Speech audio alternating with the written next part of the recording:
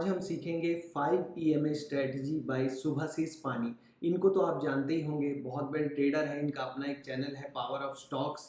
इनकी एक स्ट्रेटजी है 5 EMA जो इंट्राडे में और स्विंग ट्रेडिंग दोनों में काम आती है। कैसे लगाना है दोनों के लिए वो हम आज सीखेंगे। देखो, स्विंग ट्रेडिंग में इसे मंथली चार्ट पे देखेंगे कैसे यूज़ करते हैं, पर उससे पहले देखते हैं कि इंट्राडे में इसको कैसे यूज़ कर सकते हैं 5 EMA स्ट्रेटजी को। यहाँ तक क्लियर है? 5 EMA क्या है? Exponential moving average. तो आपको कोई भी चार्ट पे ये जो ब्लू लाइन दिख रही है, ये एक्सपोनेंशियल मूविंग एवरेज का इंडिकेटर लगाना है। हम अभी आगे देखेंगे कि कैसे इंडिकेटर लगाना है, कैसे बाई और सेल का सिग्नल ढूंढना है, किसी शेयर में भी देखेंगे और निफ्टी बैंक निफ्टी इंडेक्स में भी देखेंगे।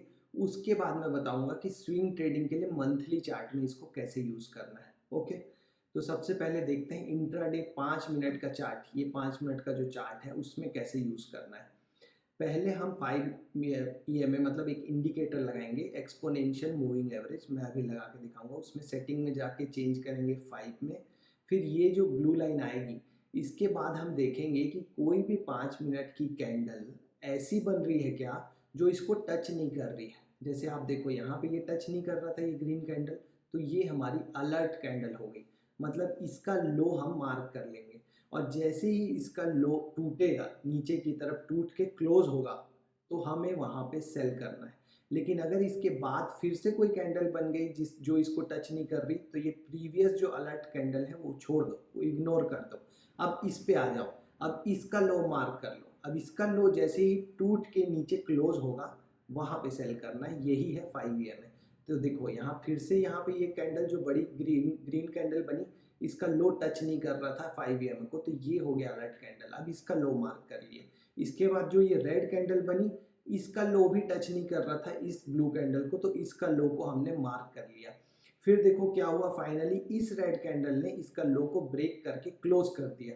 ठीक है, यहाँ तक समझ में आया? तो यहाँ पे हम लेंगे एंट्री सेल साइड में, ऊपर लगाएंगे स्टॉप लॉस। कहाँ पे लगाएंगे? ये जो स्विंग हाई है यहाँ पे। तो यहाँ पे टारगेट कितना होना चाहिए? 1:3 का। ठीक है, 1:3। यहाँ पे स्टॉप लॉसेस हिट होंगे कई बार, छोटे छोटे स्टॉप लॉसेस। टारगेट मिलेगा तो 1:3 लेना है। सुभाशीष पानी के हिसाब से 60% एक्यूरेसी है इस स्ट्रेटजी की। ठीक है, यहाँ तक समझ में आ गया? तो अब हम चलते हैं किसी शेयर में। जैसे मेरा फेवरेट स्टॉक है TCS, क्योंकि वहाँ लिक्विडिटी ज़्यादा है, तो मैं TCS में प्रीफर करता हूँ। आप अपने हिसाब से शेयर पसंद कर सकते हैं। तो ये मैंने TCS में लगा के रखा। आपको शुरू से बताता हूँ कैसे लगाना है इंडिकेटर। तो TCS का ग्राफ खोल लिया है मैंने tradingview.com पे। ठीक है, हमेशा चार्ट जो है मैं देखना प्रीफर करता हूँ tradingview.com पे। अब tradingview.com पे ये मैंने चार्ट खोल लिया। ये 5 मिनट का चार्ट है। ये आज का ही चार्ट है जब हम रिकॉर्ड कर रहे हैं। तो ठीक है, 31 जुलाई का।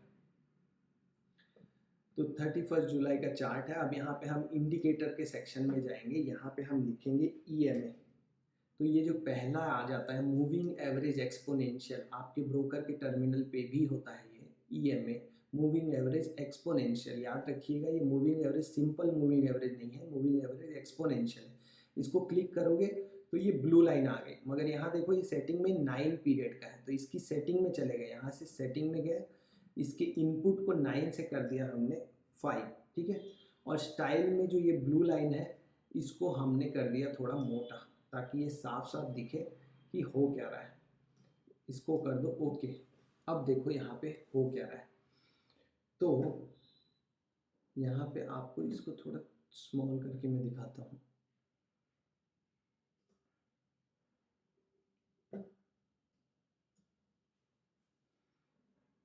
यहाँ देखो, आज का दिन का शुरुआत हुआ है 30 जुलाई 24 स्टार्ट हुआ है इस कैंडल से। 9:15 की कैंडल है। ठीक है फ्रेंड्स, अब यहाँ से आप नीचे आते जाओ। यहाँ देखो कि ये जो रेड कैंडल है ये इसको टच नहीं कर रही है। सेम बाई साइड में भी आप कर सकते हो। मतलब ये टच नहीं कर रही, मतलब आप यहाँ इसके हाई को मार्क कर दो। अगर इसके हाई को क्लोज कर दी किसी कैंडल ने ऊपर की तरफ, तो आप ऊपर के लिए ट्रेड ले सकते हो। तो यहाँ पे फिर से आप देखते जाओगे तो ये कैंडल है जो क्लोज नहीं कर रही है, इसका हाई भी नहीं टूटा। ये कैंडल है, ये भी टच नहीं कर रही 5 EMA को, इसका भी हाई नहीं टूटा। पर यहाँ पे आप देखो, ये कैंडल है, ये भी टच नहीं कर रही। फिर ये कैंडल है जो टच नहीं कर रही, 5 EMA को और इसका हाई फाइनली यहाँ पे ब्रेक हो गया। आप यहाँ पे से इसमें टूल्स में जाके ब्रश में ये जो कैंडल है ये फाइनली हमारी अलर्ट कैंडल है, दिस कैंडल, इसका हाई यहाँ पे जैसे ही ब्रेक हुआ 5 EMA स्ट्रेटजी के हिसाब से यहाँ पे बनती है हमारी एंट्री और ये होगा हमारा स्टॉप लॉस, ठीक है। और यहाँ पे 1:3 ट्रेड हमें मिल जाता ऊपर की तरफ। फिर आप देखो यहाँ पे ये कैंडल है जो अगर आप यहाँ पे ट्रेड नहीं ले पाते और आगे आप फिर से 5 EMA ढूंढ रहे हो तो क्या होगा, यहाँ पे आप देखो ये जो कैंडल है इसका लो जो है वो टच नहीं कर रहा 5 EMA को, ठीक है। तो इसके हिसाब से ये नीचे जैसे ही क्लोज किया यहाँ पे स्टॉप लॉस आएगा और नीचे हम एक ट्रेड ले लेंगे और स्टॉप लॉस हिट हो जाएगा। स्टॉप लॉस हिट होना कोई बुरी बात नहीं है, किसी भी स्ट्रेटजी में स्टॉप लॉसेस हिट होते हैं। आपको वहीं पे पेशेंस और आपका परसिवरेंस और आपका कैरेक्टर दिखता है ट्रेडर का कि आप कैसे लॉसेस को हैंडल करते हो। तो यहाँ से फिर से वापस ये ऊपर गया और यहाँ देखो फिर से एक हमें 5 EMA कैंडल मिला। मैं जूम करके दिखाता हूँ इसको, ये देखो ये दोनों कैंडल का लो जो है वो टच नहीं कर रहा है 5 EMA को, यहाँ पे और यहाँ पे। तो ये दोनों कैंडल मतलब ये फर्स्ट अलर्ट कैंडल, ये सेकंड अलर्ट कैंडल, इस कैंडल का लो जैसे ही ब्रेक हुआ इस कैंडल से तो यहाँ पे ट्रेड मिल जाता हमें, यहाँ पे स्टॉप लॉस होता।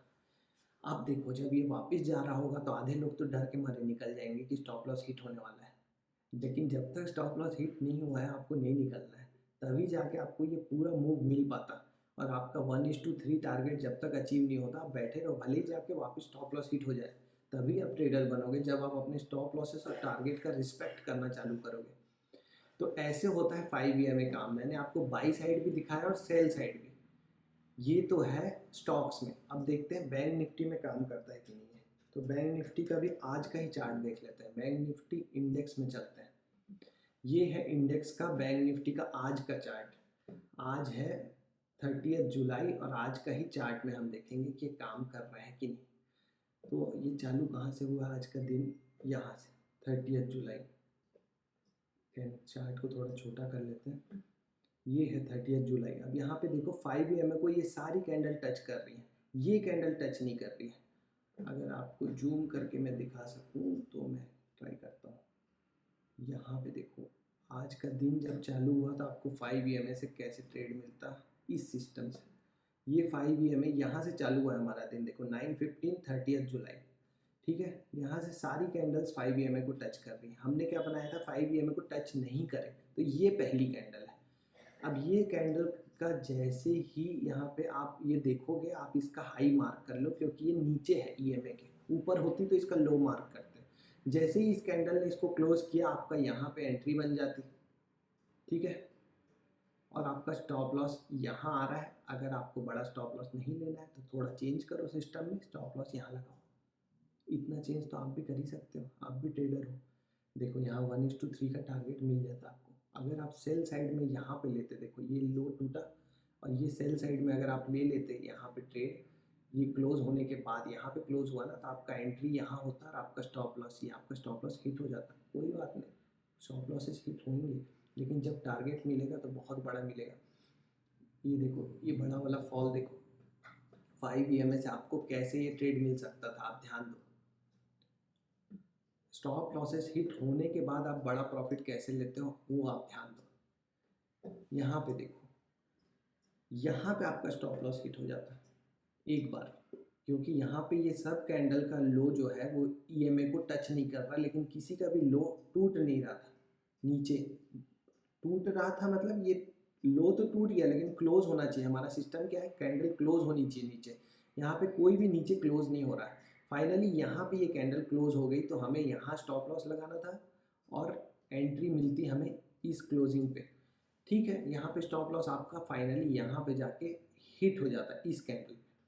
लेकिन उसके बाद अगर आप अपने सिस्टम पे डटे रहते, बने रहते, यहाँ देखो यहाँ फिर से ट्रेड नहीं मिलता, क्योंकि यहाँ पे किसी भी लो के नीचे कैंडल क्लोज नहीं हुआ है। क्लोज नहीं हुआ है मतलब कोई ट्रेड नहीं है। फाइनली यहाँ पे देखो इस लो के नीचे कैंडल क्लोज हो गया, आप यहीं पे एंट्री ले लेते, ये आपका स्टॉप लॉस होता और आपको ये पूरा फॉल मिल जाता।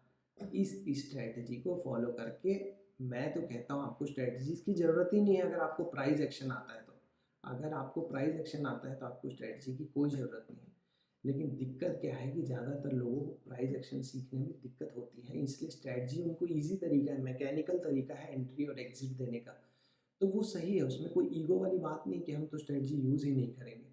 ठीक है, अगर आपको स्ट्रेटजी से ही समझ में आता है कि कहाँ एंट्री कहाँ एग्जिट करना है और आप उसको फॉलो कर सकते हो प्योरली पूरा रूल बेस्ड कि मैं पूरे रूल्स का फॉलो करूँगा, तो आपके लिए स्ट्रेटजी सही है। आप किसी की बात मत सुनो कि स्ट्रेटजी नहीं करना, मैं तो प्राइस एक्शन वाला ही ट्रेडर हूँ। आपको पैसे कमाने से मतलब है। आप यहाँ नीचे देखो, फिर से यहाँ पे ट्रेड मिलता हमें।